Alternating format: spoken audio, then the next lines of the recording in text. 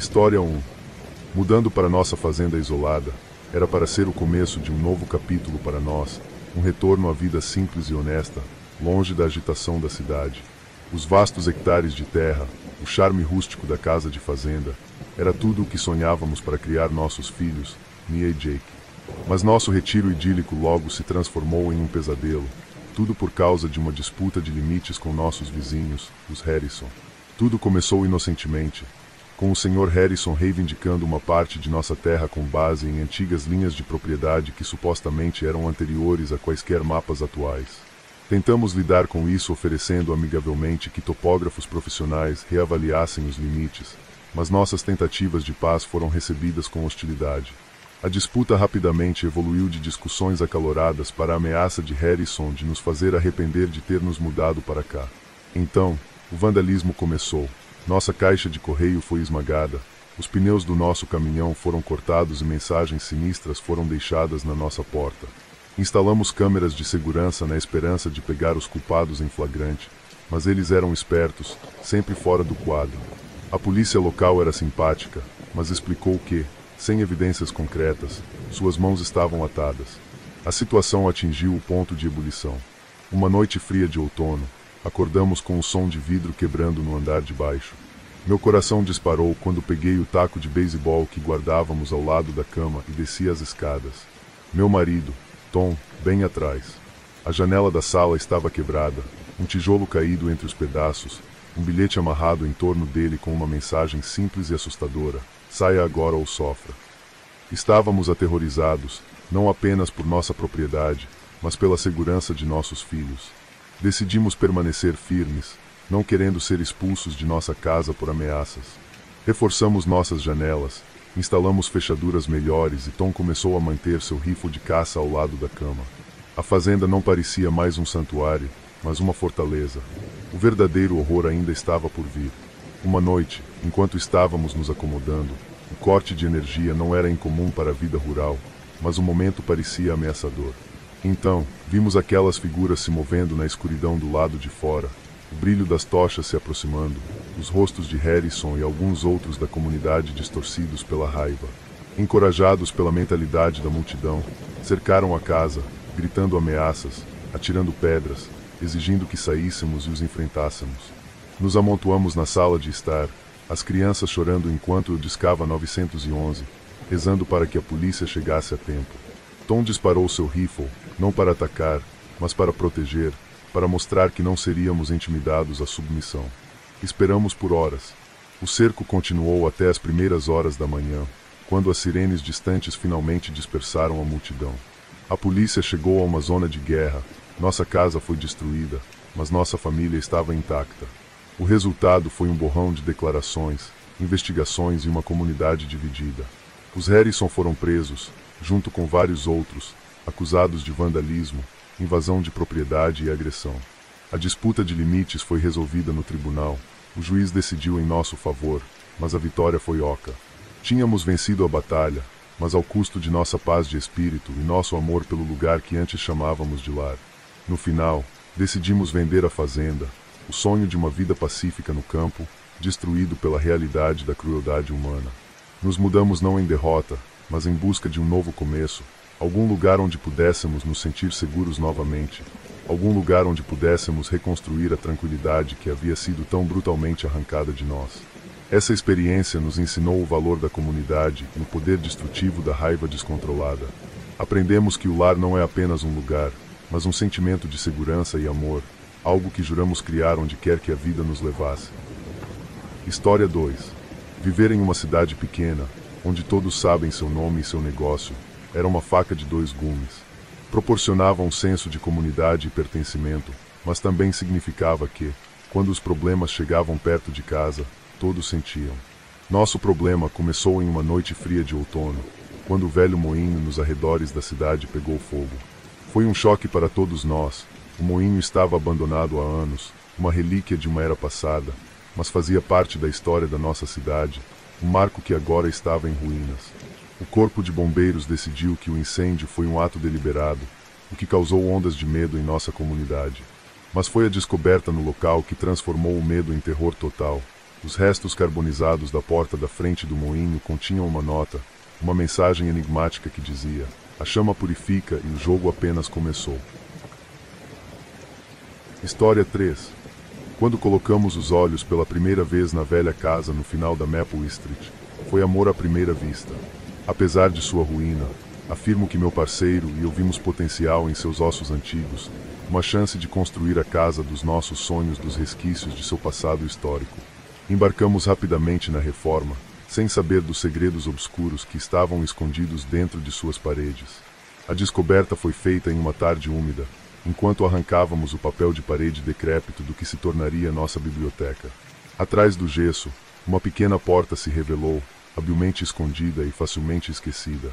Nossa excitação ao encontrar um quarto escondido era palpável, um espaço secreto intocado pelo tempo, ou assim pensávamos.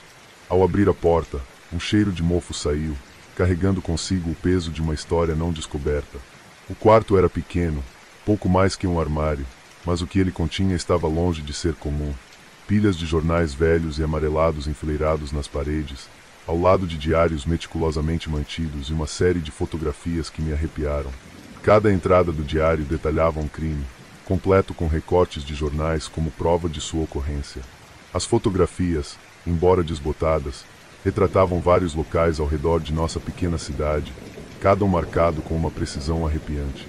A realização nos atingiu como uma onda de frio. Nossa casa dos sonhos pertenceu a alguém com uma predileção sombria pelo crime. O proprietário anterior parecia não apenas ter mantido um registro de seus interesses macabros, mas possivelmente esteve envolvido nos mesmos atos documentados dentro dessas paredes. O medo e o fascínio lutavam dentro de nós enquanto examinávamos o conteúdo da sala oculta. As evidências sugeriam uma série de crimes relacionados ao proprietário anterior, cada um mais perturbador que o anterior. Sabíamos que tínhamos que agir, entrando em contato com as autoridades, entregando as evidências, esperando que elas lançassem luz sobre mistérios não resolvidos que assombravam nossa cidade há anos. A investigação que se seguiu foi rápida e completa. Descobriu-se que o proprietário anterior era suspeito de uma série de desaparecimentos, mas morreu antes que qualquer evidência concreta pudesse ser apresentada contra eles. Sua descoberta forneceu o elo perdido, finalmente trazendo um encerramento para famílias que há muito perderam a esperança. A revelação do passado sombrio de nossa casa foi um choque para a comunidade, lançando uma sombra sobre nossa história inicial de alegria na renovação. Ao desenterrar esses segredos, tínhamos inadvertidamente servido à justiça. O quarto escondido foi selado mais uma vez, desta vez para sempre, enquanto nos esforçávamos para limpar a casa de sua história sinistra e começar uma nova. Mas a casa, com suas paredes antigas e pisos rangendo, nunca nos sentiu exatamente os mesmos.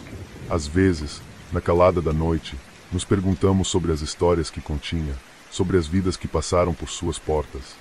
Mas a casa dos sonhos se tornou uma prova do fato de que alguns segredos são melhores deixados sem serem descobertos. História 4. A cidade sempre foi um símbolo de liberdade para mim, uma vasta extensão de cultura e história esperando para ser explorada. Como um turista estrangeiro, minha sede por aventura me levou ao seu coração, ansioso para mergulhar em suas ruas vibrantes e academias escondidas. Mal sabia eu que essa sede logo me mergulharia em um pesadelo muito distante das cenas pitorescas que eu imaginava. Minha jornada na escuridão começaria com uma simples decisão de chamar um táxi e agir de forma tão mundana, mas fatalmente consequente. O motorista, um morador aparentemente amigável, ofereceu um sorriso que não alcançou seus olhos, um detalhe que negligenciei em minha ânsia de ver a cidade pelos olhos de um morador. Nossa troca inicial de gentilezas logo se transformou em uma conversa unilateral, com minhas perguntas sobre os locais recebidas com respostas vagas, eventualmente silenciosas. O marco familiar desapareceu atrás de nós, substituído por ruas estreitas e desertas que sussurravam segredos no crepúsculo. Uma percepção arrepiante me ocorreu. Não éramos mais na cidade. Eu tinha vindo para explorar, mas era um lugar onde as regras dos guias turísticos não se aplicavam mais, onde protestos e demandas para ser levado de volta eram ignorados. O comportamento do taxista mudava de indiferente para ameaçador no momento em que o carro parou. Eu percebi que fui atraído para uma teia da qual a fuga não seria fácil. Arrastado para um prédio dilapidado, que estava cheio de desespero e sonhos esquecidos, fui confrontado com a dura realidade da minha situação. Sequestrado, longe de casa e à mercê daqueles que não me viam como uma pessoa, mas como uma oportunidade de lucro. A experiência se transformou em um ciclo interminável de medo e desesperança. As paredes sujas da minha prisão eram um lembrete constante da minha vulnerabilidade. Meu captor, um homem que exercia controle com uma eficiência fria, deixou claro que minha libertação dependia de um resgate, um preço definido pela minha liberdade. Castigado por rostos que não mostravam nenhuma gentileza, apenas a indiferença endurecida da sobrevivência, percebi que, se eu tivesse alguma chance de escapar, seria através da minha própria astúcia. Na escuridão do cativeiro, comecei a observar, a ouvir e a aprender a língua das ruas. A moeda do medo e do poder se tornaram minhas ferramentas. Eu assisti às interações entre meus captores e seus companheiros, a troca de informações e bens, memorizando padrões e rotinas. Era um jogo de xadrez mental com minha vida como a aposta. Quando um erro foi cometido, a porta deixada destrancada em um momento de descuido, aproveitei minha chance. Meu coração disparado, entrei na noite. A escuridão opressiva da cidade, agora meu único aliado, cada passo era repleto de perigos. Ainda assim, o desejo de recuperar minha liberdade, de voltar para a luz, me impulsionou para a frente. Navegando pelo submundo da cidade, foi um teste de resistência e discrição. Eu me movi com propósito, evitando as avenidas principais em favor dos becos sombreados, usando a cacofonia da noite para mascarar meus movimentos. A cidade, um labirinto de segredos e mentiras, era minha prisão e meu caminho para a salvação. Depois do que pareceram horas, os sons e luzes familiares do coração da cidade começaram a emergir da escuridão. A visão de turistas felizmente inconscientes das sombras que espreitam além de sua visão me encheu de uma mistura de alívio e tristeza. Eu atravessei as profundezas do medo e emergi do outro lado, mas a cidade sempre teria um significado duplo para mim, um lugar de beleza marcado pela escuridão de seus cantos escondidos. Minha fuga não foi apenas uma jornada física, mas uma transformação. A cidade, com seus contrastes gritantes e perigos ocultos, me forçou a confrontar as profundezas da minha própria resiliência. Eu olhei para o rosto do medo e escolhi lutar para sobreviver e contar minha história. Enquanto eu voltava para a luz, o pesadelo recuou para as sombras, um lembrete severo da fragilidade da segurança e da força do espírito humano. A cidade, apesar de toda a sua beleza, agora trazia cicatrizes que refletiam as minhas, um testemunho da jornada da escuridão de volta à luz. História 5. A tranquilidade do nosso bairro suburbano era sua joia da coroa, um enclave sereno onde as famílias prosperavam e os laços comunitários eram fortes. Era o último lugar que alguém esperaria que uma onda de medo passasse, alterando nossas vidas para sempre. As invasões domiciliares começaram sutilmente, quase imperceptivelmente, com relatos de objetos de valor desaparecidos e propriedades vandalizadas. Mas, como os incidentes se tornaram mais frequentes e descarados, um padrão assustador surgiu, lançando uma sombra sobre nossa comunidade outrora pacífica. Inicialmente, todos nós suspeitávamos de estranhos, figuras transitórias atraídas pela riqueza e alvos aparentemente fáceis de nossa vizinhança. A polícia aumentou as patrulhas e grupos de vigilância de bairro foram formados. Nossos esforços coletivos se concentraram em proteger nossas casas contra a percepção da ameaça externa. No entanto, o avanço no caso veio de uma fonte inesperada, um erro descuidado de um dos perpetradores, levando a uma descoberta que abalaria os alicerces da nossa comunidade. Os culpados não eram estranhos, mas nossos próprios adolescentes, que cresceram dentro da própria estrutura das crianças do nosso bairro, que brincavam nas nossas ruas e cujas famílias conhecíamos bem. A revelação foi um soco no estômago, uma traição que nos deixou questionando o quão bem realmente conhecíamos nossos vizinhos e os jovens que estávamos criando. À medida que a investigação se aprofundava, o motivo por trás das invasões se tornava terrivelmente claro. Isso não era uma mera onda de pequenos crimes, mas uma série calculada de atos impulsionados por uma trama sinistra. Os adolescentes desiludidos, buscando emoções além da vida mundana da conformidade suburbana, formaram um ato que visava causar caos e medo, interrompendo o próprio sentimento de segurança do qual nossa comunidade se orgulhava. Era um jogo para eles, cada invasão um novo nível para conquistar. Suas ações, alimentadas pela perturbação, desapego das consequências de seus atos. A reação da comunidade foi uma mistura de raiva, descrença e profunda tristeza. Como havíamos falhado com eles, jovens tão gravemente que se sentiram compelidos a atacar de forma tão destrutiva. Reuniões foram realizadas, não apenas com as autoridades policiais, mas dentro da própria comunidade, enquanto lidávamos com as questões subjacentes que levaram a tal traição.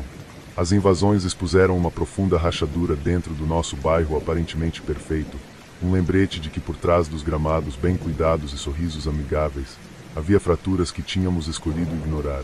Estávamos no rescaldo, enquanto os adolescentes enfrentavam consequências legais por suas ações.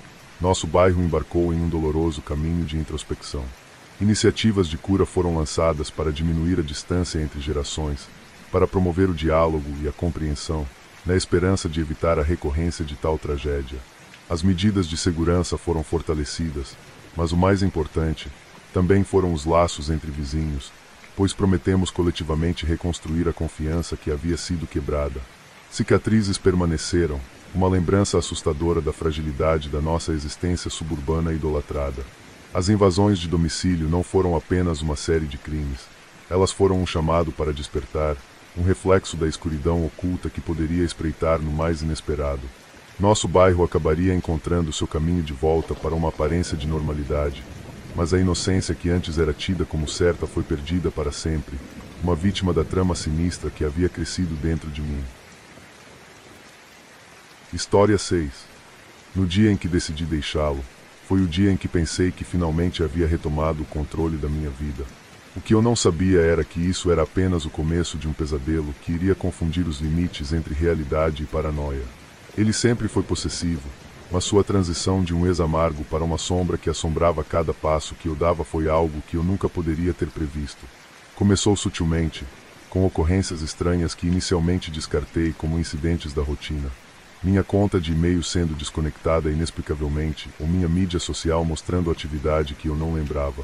Amigos começaram a receber mensagens que eu não havia enviado, semeando sementes de confusão e dúvida em meus relacionamentos. Era apenas quando recebi um e-mail meu detalhando minhas rotinas diárias com precisão assustadora que a verdade horripilante surgiu. Ele estava usando sua experiência em tecnologia para me perseguir. Meu smartphone, uma vez uma tábua de salvação, se tornou uma coleira. Ele instalou um spyware que rastreou cada movimento meu, ouviu minhas conversas e acessou minhas informações pessoais. A percepção de que ele estava onipresente, espreitando nos dispositivos que me cercavam, me arrepiava na espinha. Em minha casa, meu carro, até meu local de trabalho, nenhum lugar era seguro. Ele havia criado uma gaiola digital ao meu redor, invisível para os outros, mas muito real para mim. A polícia era simpática, mas impotente, sem evidências concretas de dano. O sistema legal parecia mal equipado para lidar com a natureza insidiosa do cyberstalking, me deixando me defender em uma batalha para a qual me sentia mal preparada. Uma sensação de segurança foi destruída. Cada bip de uma notificação, cada e-mail inesperado fazia meu coração disparar de medo. Eu tentei enganá-lo, mudando senhas, substituindo dispositivos, chegando até a apagar minha pegada digital. Mas a cada movimento que eu fazia, ele estava sempre 2 passos à frente. Suas mensagens ficavam mais ameaçadoras, me lembrando que ele estava sempre observando, sempre assistindo. A celulite se tornou minha realidade. Eu me retirei das redes sociais, me distanciei dos amigos e da família para protegê-los de se tornarem danos colaterais em seu jogo distorcido. A vida vibrante que eu uma vez levei foi reduzida a uma série de etapas calculadas para evitar a detecção, um estado constante de hipervigilância. Mas, em meus momentos mais sombrios, quando a rendição parecia a única opção, um lampejo de desafio acendeu dentro de mim. Eu me recusei a deixá-lo definir minha existência, para ser reduzido a uma vítima em sua narrativa. Com a ajuda de um especialista em segurança cibernética, comecei a recuperar minha vida digital, pedaço por pedaço. Foi um processo meticuloso, cheio de contratempos e vitórias, mas, com cada medida de segurança colocada em prática, eu sentia um pedaço da minha liberdade retornar. A batalha está longe de terminar, as cicatrizes desta provação permanecerão. Mas eu aprendi que a resiliência está na recusa em ser silenciado, para lutar contra as sombras com luz. Agora, me tornei um defensor das vítimas de perseguição cibernética, compartilhando minha história não como um conto de vitimização, mas como um farol de esperança para aqueles que enfrentam sua escuridão. No final, essa experiência me ensinou que o controle não é algo a ser exercido sobre os outros, mas algo para ser cultivado dentro de si mesmo. E durante a jornada de volta para mim mesma, está repleta de lembranças do passado. Eu caminho por ela com a certeza de que não estou sozinha. História 7. A viagem de acampamento da família no Parque Nacional deveria ser um refúgio da agitação da vida na cidade, uma chance de se reconectar com a natureza e um ao outro. O parque, com suas florestas extensas e lagos serenos, prometia uma fuga pacífica. No entanto, o que encontramos nas profundezas do deserto transformou nossa fuga idílica em uma história angustiante de sobrevivência. Começou como uma aventura. Montamos acampamento perto de um riacho límpido, e os sons da floresta eram um pano de fundo relaxante para nossas risadas e histórias. A primeira noite passou pacificamente sob o céu estrelado, mas no segundo dia, uma sensação de desconforto começou a se apoderar de nós. Começou com pequenas ocorrências inexplicáveis, itens se movendo de onde os deixamos, pegadas fracas não combinando com nenhum dos nossos sapatos ao redor do nosso acampamento e ruídos distantes e perturbadores que perfuravam a tranquilidade da noite. Tentamos afastar nossa crescente apreensão, atribuindo-a à imaginação selvagem dos moradores da cidade, alheios ao deserto. Mas nossas tentativas de racionalizar os estranhos eventos foram destruídas quando vimos uma figura tão selvagem e indomável que era difícil acreditar que era humano. Seus olhos arregalados e fechados nos observavam das sombras, sua presença enviando um arrepio por nossa percepção de que não estávamos sozinhos. Alguém ou algo estava vivendo no deserto conosco, transformando nossa aventura em um pesadelo. Esse verdadeiro humano, como viemos a chamá-lo, parecia estar em todo lugar, em lugar nenhum. Suas aparições fantasmagóricas em nosso acampamento se tornaram mais frequentes e ousadas. Estava claro que ele estava nos observando, mas suas intenções eram desconhecidas. O medo tomou conta enquanto debatíamos a partida, mas a situação piorou antes que pudéssemos agir. Uma noite, quando o crepúsculo se transformou em escuridão, ele chegou mais perto do que nunca. Sua aparência esfarrapada falava de uma vida passada na selva, longe da civilização. Seu grito gutural repentino perfurou a noite, congelando-nos no lugar. Era um som tão primitivo, tão cheio de angústia e agressão que nos abalou profundamente. Passamos a noite encolhidos, com muito medo de dormir, pulando a cada farfalhar nos arbustos. Pela manhã, a decisão de partir foi unânime. Mas a floresta, que antes era um lugar de beleza, agora parecia labiríntica e hostil. Enquanto empacotávamos apressadamente nossos pertences, a sensação de estarmos sendo observados era palpável. A jornada de volta à civilização era repleta de paranoia. Cada estalo de um galho, cada sombra parecia uma ameaça. O deserto havia se transformado de um refúgio em um labirinto assustador, com o selvagem humano espreitando fora de vista.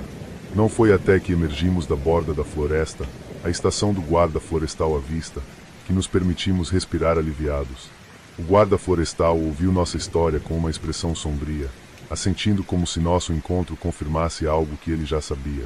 Ele falava de rumores, contos de um homem que desapareceu no deserto anos atrás, uma alma perdida na floresta. Se ele se tornou selvagem por escolha ou necessidade, ninguém poderia dizer. Mas nossa história adicionou outro capítulo à lenda do Parque Nacional.